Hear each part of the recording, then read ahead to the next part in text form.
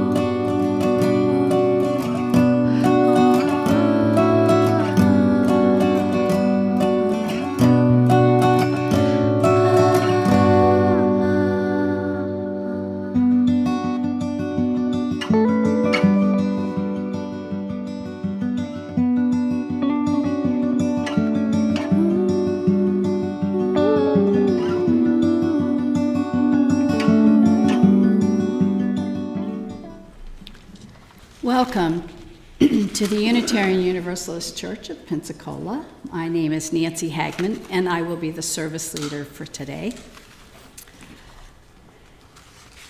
You know, the history of this church has always been, or at least I understand, people say, wow, when I come here to visit, when they come down as snowbirds, they come to a UU church and they visit UU churches, because UUs do that frequently. They travel around the country and visit various UU churches.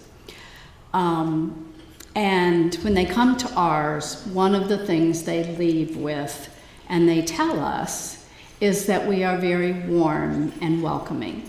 So I hope that you find that today, next week, the following week. And if you don't, I hope you'll reach out to someone and say, I don't feel very welcome here. Could you please welcome me? Because we want that for anyone that crosses into our community on Sunday and each time that we meet.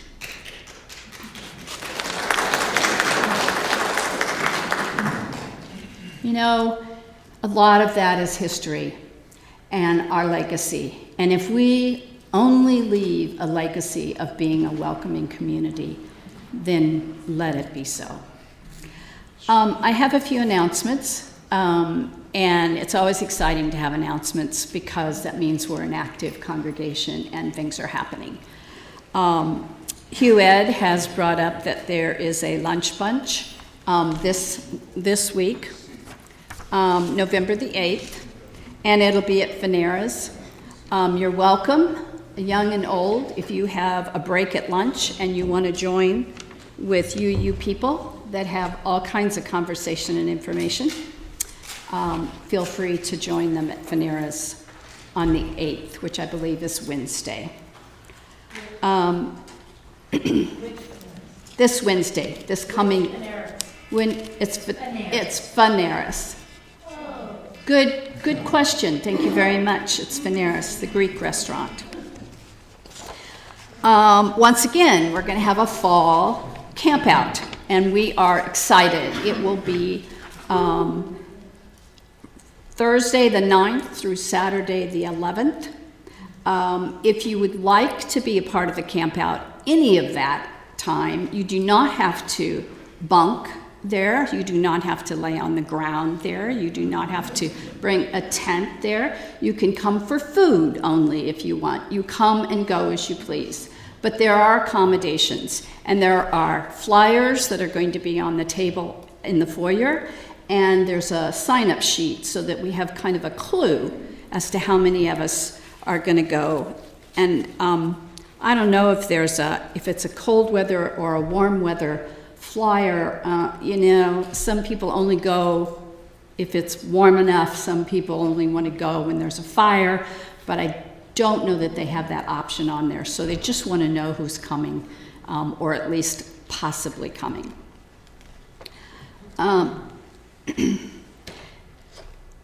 Last week we announced that we're going to have a gathering of our artisans and small business owners.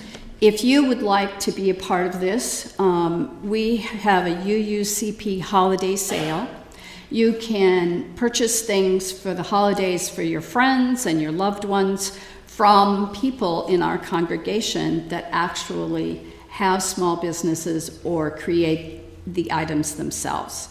If you would like to be a part of that as a vendor, Reverend Maggie is going to organize that, and you can email her or you can call her. It will be on December the 10th, but she'd like to know about it if you're interested by November the 27th.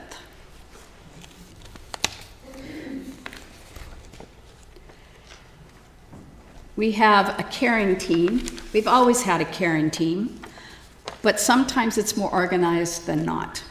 And now it is a little bit more structured, and we have 2 or 3 people that have joined that caring team. And if you would like to be a part of that in some small way, maybe if somebody is sick and they need food delivered, or if they need to go to an appointment and they can't find any transportation, you can contact the caring team, and they will then reach out to people who have agreed to do some sort of service for each other. We are part of Just Pensacola, which is a citywide and goes broad beyond that, but our focus is our city in Pensacola. And Just Pensacola is going to kind of rev up again on Monday night. It will be at the Gateway Church at 6 o'clock tomorrow night. And they like for you to register. You can go on the the Just Pensacola site, and they are going to have conversation about how we want to go to continue to support our community and all the things that would help to level the playing field for many people to be able to get their needs met. And then I think I have one last announcement. Just take a breath. I know, it's a lot to take in, right? We're really an exciting congregation. Well, the board has two announcements. We are we self-run ourselves. Is that a sentence? We self-run ourselves?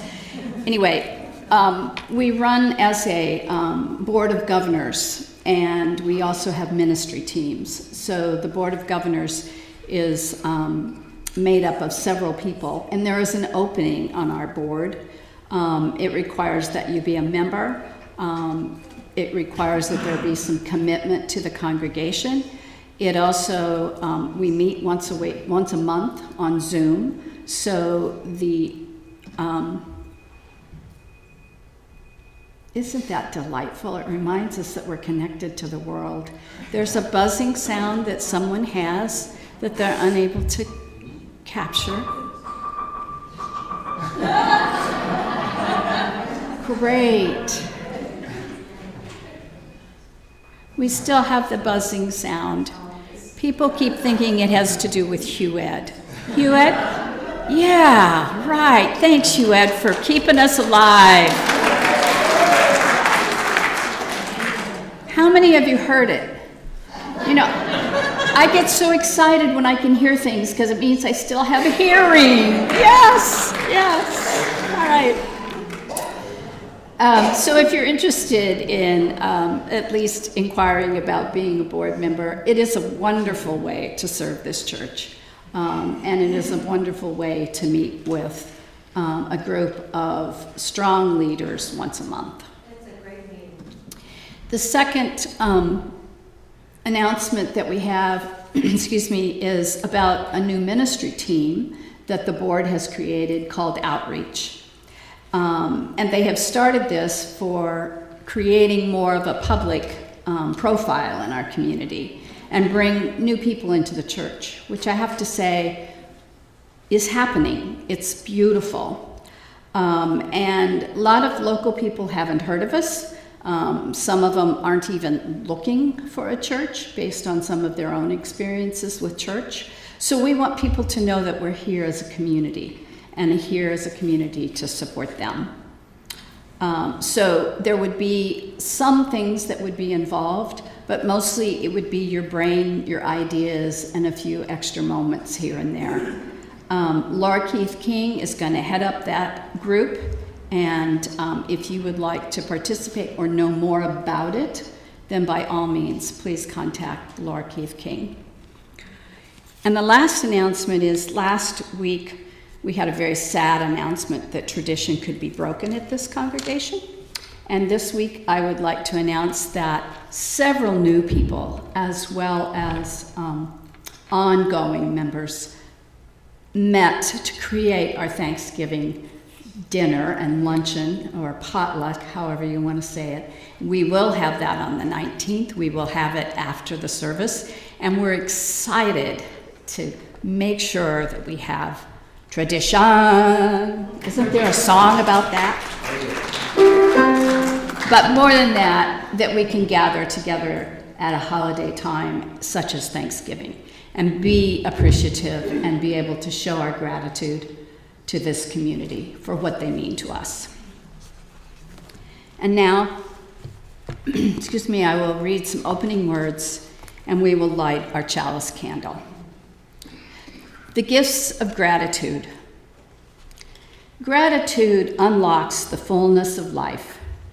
It turns what we have into enough and more. It turns denial into acceptance, chaos into order, confusion into clarity. Gratitude makes sense of our past. It brings peace for today, and it creates a vision for tomorrow. By Melody Beatty. Now we will have some centering music by Mike Kilmer.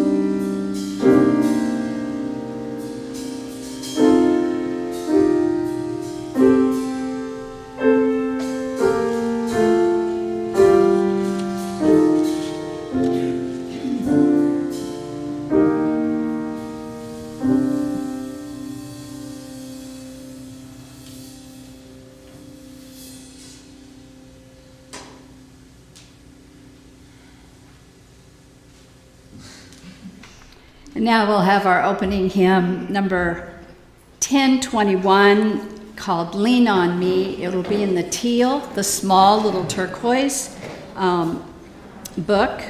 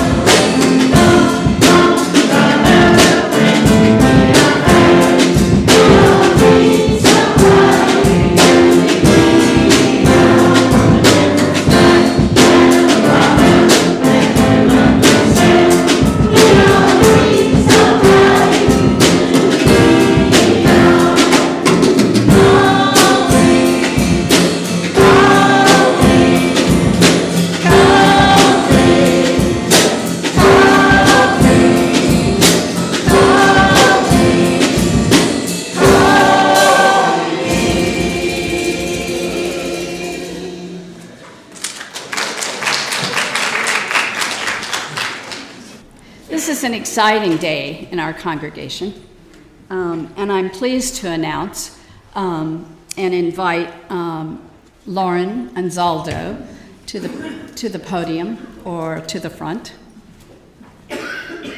She's our membership chair, and she is forever talking to people and informing them of what it takes to be a member or a friend or how they can get involved in our congregation. And I turn this ceremony over to her, Lauren Anzaldo. Thank you, Nancy. Such a great day to be here for our new member welcome ceremony. And as Nancy mentioned, I try to touch base with every person who's a visitor, make sure they know more about the congregation and how to join. And we have the opportunity to be members as well as friends. And there's some differences in what that means and differences in rights and responsibilities. So if this piques your interest and we haven't talked, please get in touch. But today we're welcoming in new members. So if I could get, I'm hoping that Lori can help me out with the beads, which are over here. And if I can get our three, I know two of them are here. So we have three new members joining us today, which are Mark Swaney. It looks like the Y got left off on there. Sorry about that. And Haley Collier, who are here. If y'all would come up to the front now. And Athena Litzau, so you will know Athena, who's been singing in the choir for a while now, but she wasn't able to be here this morning, but she's already signed the member book and is all official and everything. We might get her to attend at a future new member ceremony. We usually do this about 3 times a year, but it really is dependent upon having new members and having them ready to join the book and join with us in our congregation. So what we're going to do, some of you this will be very familiar. We're going to say the words together. Y'all have your words with you? Awesome. So first the congregation will say the words. We warmly welcome you into membership.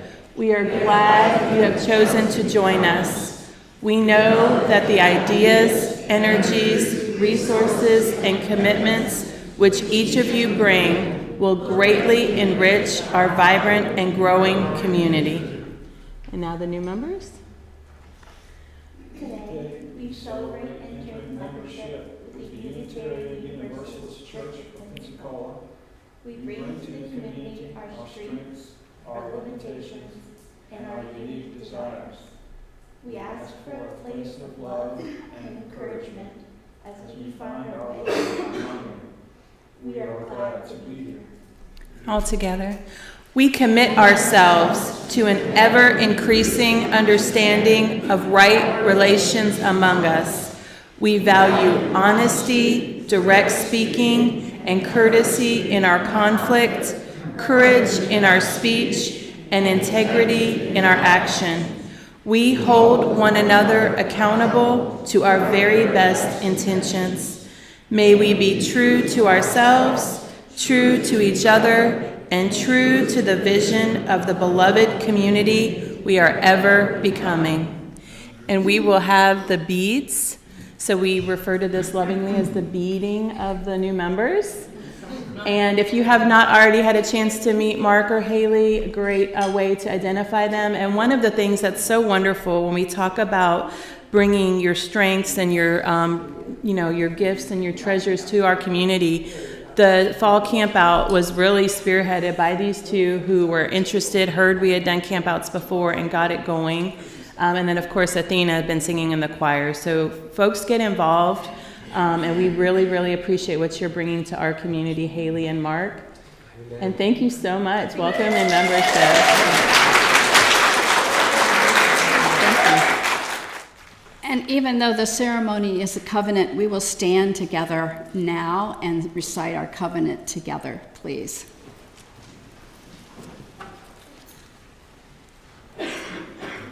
Love is the spirit of this church, and service its law. This is our covenant, to dwell together in peace, to seek the truth in love, and to help one another. You may be seated.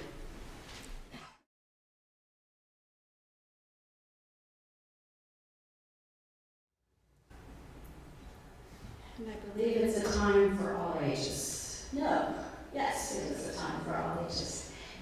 children, I am going to sit up here with whoever would like to come join us. And my lovely assistant here is here first, so come on up.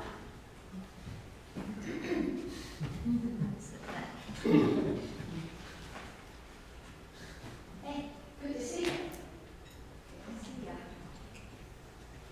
Can you scoot in right a little bit closer? They're trying to get you on video, is that okay? Yeah, you want to be on video, right? We all want to be on video, right? Here we go. All right, we're all on video. We got it? Okay. What's the time for all ages anyway? Anybody know? That's where children and the elderly can. Just ignore whatever they say or do, okay? So just go right on.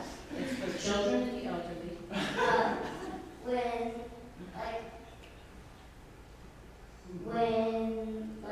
it won't bore them and they will actually enjoy it. It's for all ages. Perfect, perfect. Because we do get bored sometimes, don't we?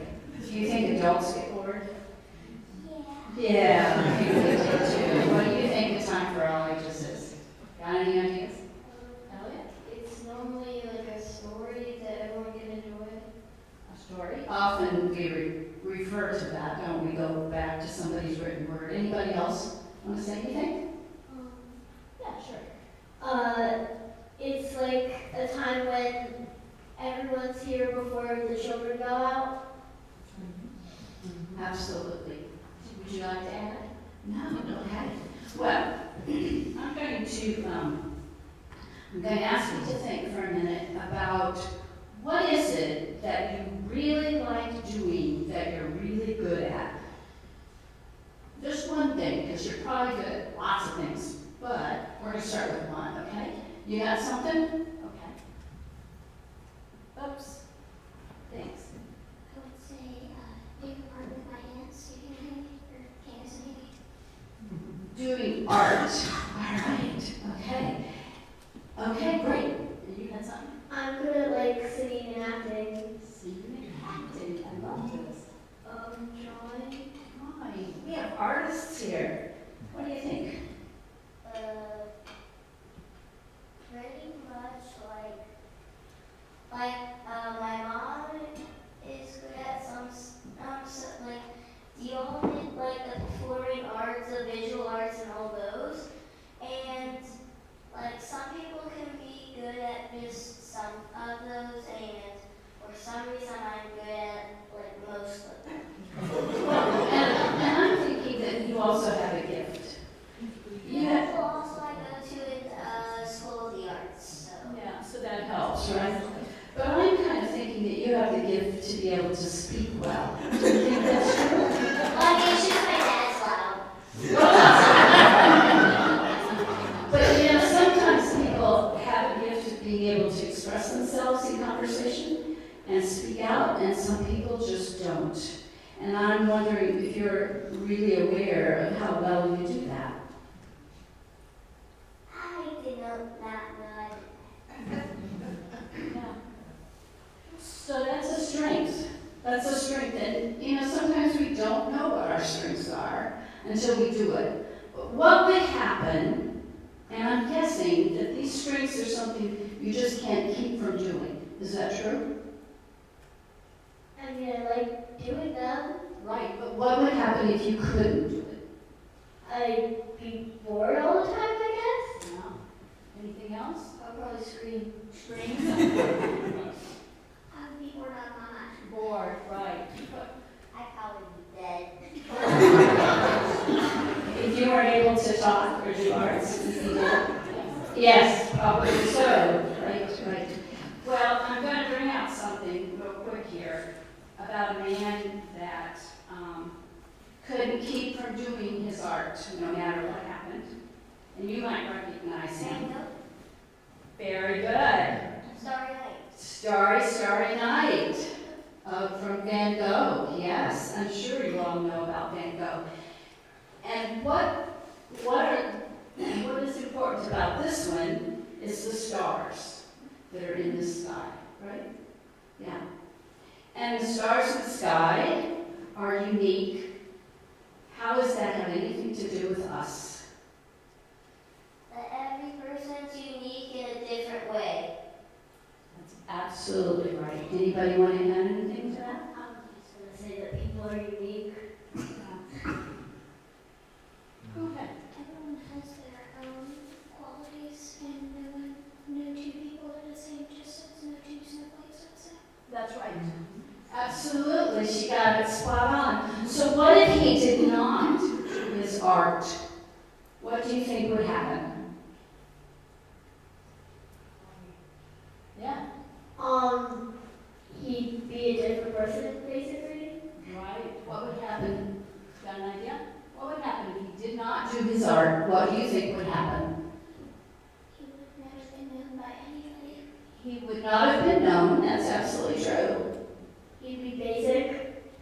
He'd be basic. He wouldn't be a star, right? He would be more like a round ball. What else? It would be like, he had no fault, like, he was not unique or anything like that. That's exactly right. And if he didn't do his art and he didn't create the stars, what would happen to us? Some people might not be inspired to do more. Absolutely. He inspired people. We wouldn't have gained, right? I was going to say that people wouldn't have the inspiration to show their talent. Yeah. And he did that all with Art. art. His star. Those arts to be correct. Yes. And speaking is an art. So, for today, it's a performing art. You're right, speaking is a performing art. So today, I want you to go with your own star. To remember that to be a star, you have to use those talents. And you have to use what you're good at and what your strength is, whether that's speaking or whether that's drawing or whether that's relationship or whether that's traveling or just loving people. Use your strengths and become your own star, just like Van Gogh. Can elderly people be stars too? Yes. And the answer is Yes. and now we're going to sing you out with a song that everybody knows. You think they should? Yeah. This little light of mine. If we'll join together. This little light of mine, I'm gonna let it shine. This little light of mine, I'm gonna let it shine. This little light of mine, I'm gonna let it shine, let it shine, let it shine, let it shine.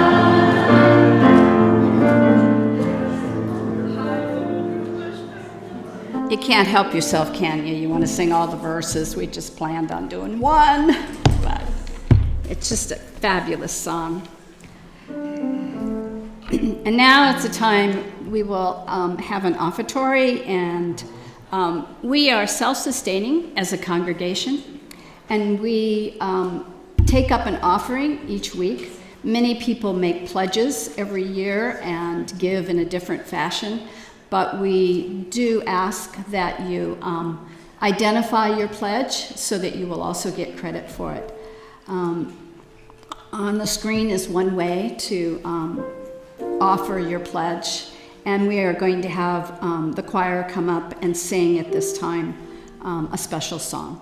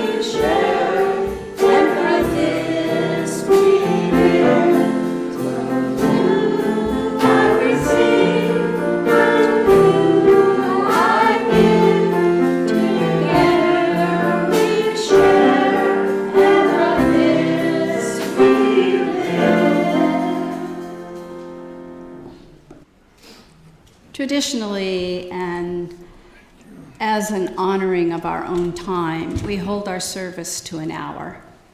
And as you can tell through this particular service, there were a lot of joys and concerns, which we never want to miss. And I also had a really good time with the children, which I'm sorry should have taken about 2 minutes and not all the time that I took.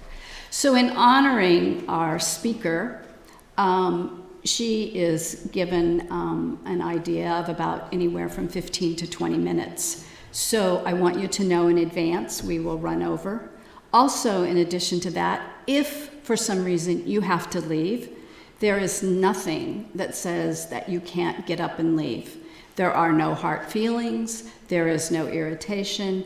We do what we need to do for each other and for ourselves in this congregation.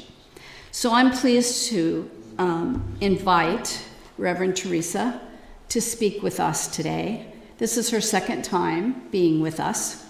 She's a lay preacher from the Eucharist ministry and pastoral care leader in the Episcopal Church and serves in St. Augustine in Navarre.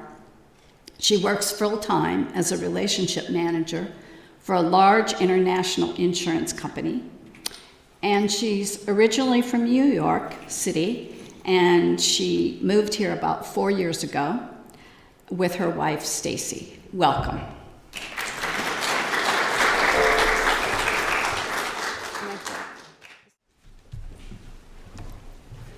Good morning. Can everyone hear me?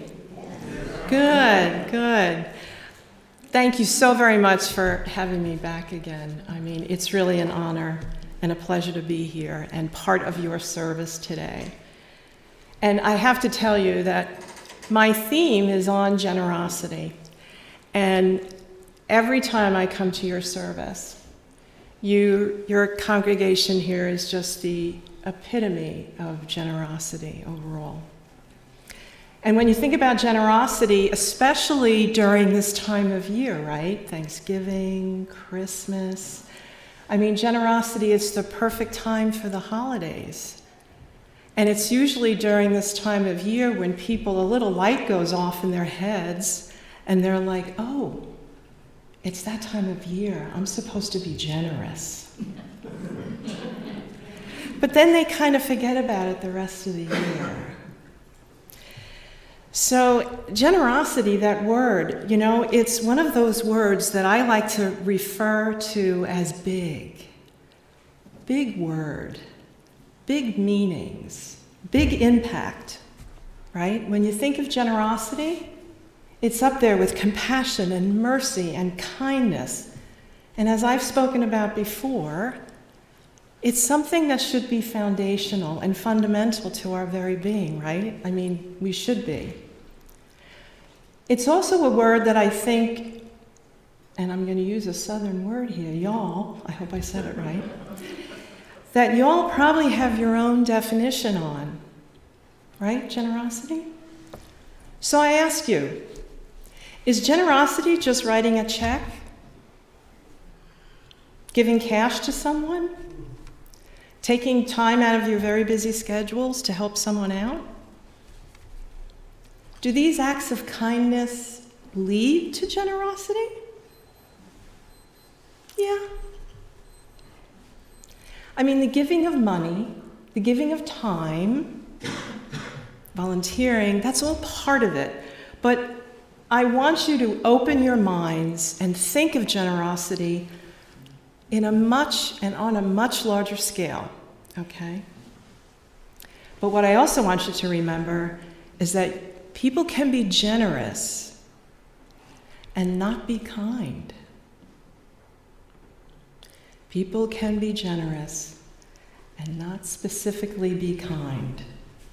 And what I've noticed lately, and it's been referenced here, is that during this particular time in our existence, this very turbulent period, where we're dealing with war, vast divisions in social, economic, and political ideology, true generosity seems to be more elusive to so many people. Because people, what I've noticed, and I do a great deal of pastoral care, what I've noticed is that people are tending to turn into themselves lately. It's hard to watch the news. They're becoming lonely. They're suffering. And we become more insulated as we isolate ourselves into groups.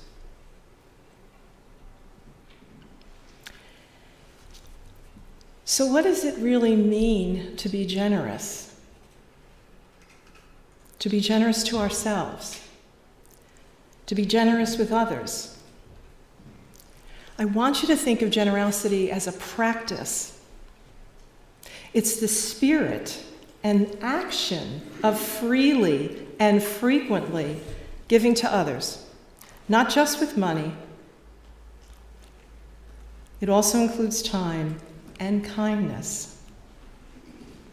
The last time I was here, I spoke about compassion in action.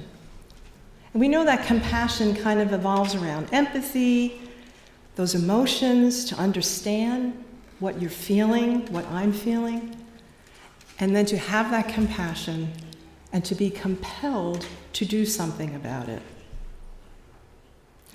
So generosity takes these concepts to the next step. Because generosity, when you think about it, let's think about it, is to give what is worthwhile, right? To give what is needed. To give without attachment. In other words, to give freely and truly expect nothing in return. That means we have to put aside our egos, and that can be tough sometimes. Every single spiritual path, every one, including your major world religions, have definitions of generosity. And the act of being generous is a basic tenet to all of them. So I want you to think about generosity in 3 ways today. 3 ways. Let's get our minds going here. The giving of things, okay? The giving of loving understanding. The giving of the Spirit. And the third one, how about the giving of loving protection? What does that mean? Okay, let's talk about the first form of generosity, the giving of things. Yes, that's writing your check, giving cash, giving to a charity, to an individual, as well as the giving of your time. Right? And we have been taught through generations and through our various walks in life and our moral codes. And a lot of this has arisen from our ancient Jewish Hebraic traditions. And in the Jewish Hebraic tradition, it's known as tzedakah. I may not be saying that right, but I'm trying. That is the Hebrew word for righteousness. And it is used to signify charity. But this concept of charity back then is a little different from our 21st century understanding of what charity is. I mean, our definition of charity, right, is what? Write a check, give your time, donate. That's our understanding of it now. But in the Torah, it's an ethical obligation to do what is right and just. An ethical obligation to do what is right and just. It can be in the form of money. And back then, it was done regardless of someone's financial standing, even for those that had limited finances. And there are multiple passages in the Hebrew scriptures where God instructs the Jewish people to perform acts of tzedakah.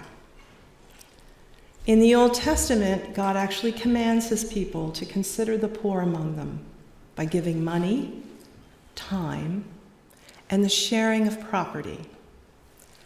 That was then. This is now.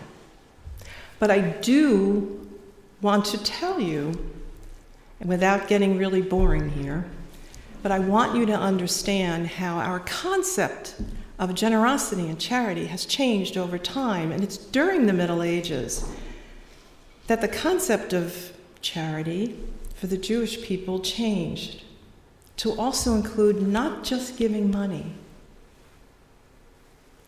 but to give your time, your money, and to teach, to be able to help for those individuals who are receiving to become self-sufficient instead of living on others.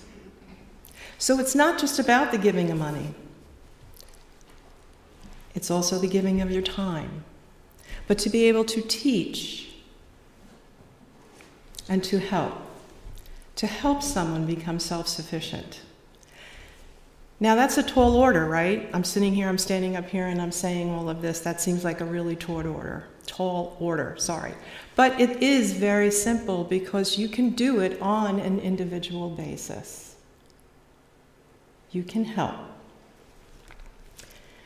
The famous Chinese philosopher, he's credited for the founder of Taoism, Lao Tzu, wrote the famous quote in the 6th century BCE, "Give a man a fish, and he eats for a day. Teach a man to fish," we probably all know this, "and he eats for a lifetime." Remember I said that being generous doesn't necessarily mean that you're kind. We can write those checks. We can do it without any forethought as to how it will be used. What I want you to remember and be mindful of is to have intention behind your generosity. I want you to live and be intentional when you're thinking about being generous. In the Christian tradition, we give alms, right? We tithe. The expectation, God bless you, the expectation is that we have to give 10%. And there are some Christian traditions that hold very fast to that. In Islam, it's the same thing. It's tzedakah. It's the meaning of righteousness and refers to the giving of alms and charity. It's defined as an act of giving something, again, without seeking a substitution in return. You can see different parts of the world, but all having the same tenets when it comes to generosity. That basic, fundamental giving. Buddha says that a true spiritual life is not possible without a generous heart. That it's the first path. Generosity is known as a parami, and it is the first path towards enlightenment. Because generosity is the joy, Buddha says, arises from a generous heart. Pure, unhindered delight flows freely when we are generous. The second one was thinking of giving loving understanding or being generous with your understanding. And that encompasses your ability to be empathetic. Last weekend, I had preached at my church, and I had talked about being a 9/11 survivor and how I had to work and deal with my anger, my fear, my resentment of being a survivor, the guilt, and not feeling very nice towards my Islamic neighbors. It took a couple of years. It took a couple of years for me to work through that. And what I had to do to heal was to allow myself, to acknowledge my feelings, to be generous with my own feelings, acknowledge them, and then step out of myself and be intentional with my generosity. And I visited a mosque. And I sat down with the imam. And I brought a group of survivors with me. And we broke bread. And we had communion. And we talked about our fears, our joys, our sorrows. We named it. We worked through it. I preached on that last week because last week in the New Testament, it was about loving your neighbor as yourself. So one of the New Testament passages was the Gospel on Matthew, and loving your neighbor as yourself. And what does that mean? Last week, we also had someone come in our congregation who felt so compelled to want to teach us about Islam. He felt a need to be able to do that. So, we call it Christian Bible study, whatever you want to call it, Christian reform and learning. So we met afterwards during our coffee hour, and we were like, okay. So he got up, and he had all his handouts, and he's putting everything down, and he's talking with us, and he starts to talk about Islam, and myself, who is a lay leader of the church, and another friend of mine, who's the two of us are lay leaders of our church, he started to talk about Islam in not in a good way, in a very hateful way. There were about 9 of us there that were there for that education. It was very difficult. I lost my temper.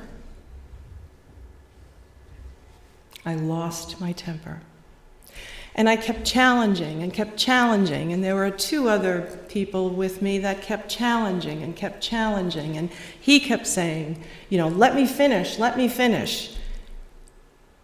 And we let him finish. It was tough. This man comes to our church.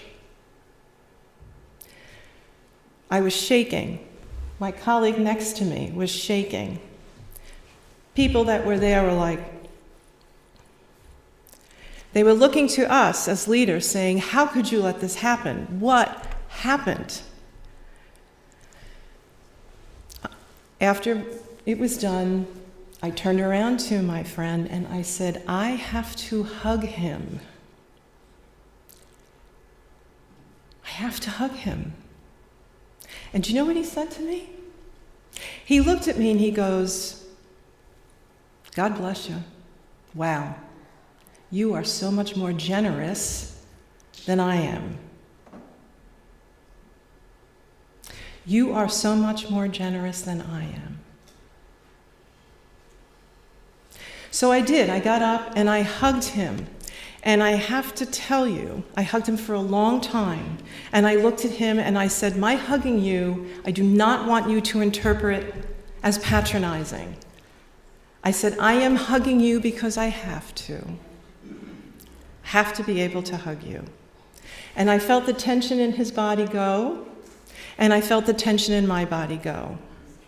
It was gone. What I had heard from him during this whole entire process was fear. He was a military man. He was a Navy pilot. He served in the Middle East. I had to understand that. I had to hear it. And I had to be able to open to my heart to understand his fear. I had to be able to not only give myself loving protection, generous protection, I had to create a space for him and provide that generous protection. Because he was in fear. So when I had talked about the three, the giving of things, the giving of loving understanding of spirit, and the giving of loving protection, I want you to think of generosity that way. Which brings me back full circle. Because of the times that we are living in, and because we tend to completely align ourselves with like-minded people, right? It's very easy for us to forget that you may have someone sitting next to you who does not necessarily think like you. And how are you going to be generous? How will you do that? You have created such a wonderful safe space here. I see it every time I come and visit you. The common denominator in all of this. Remember, generous people are generous because don't hold on to things too tightly, okay? Your generosity should be true. Don't hold on to things too tightly, whether it be money, status, or ideology. Because at the end of the day, it is all about the posture and condition of your heart. Amen and blessed be. We're going to sing together our closing hymn. It's in the teal hymnal, 1031, and it actually has 3 verses. And you just change one word each time. So we'll start with the verse that's written, and then we will change it to I and we. You and we.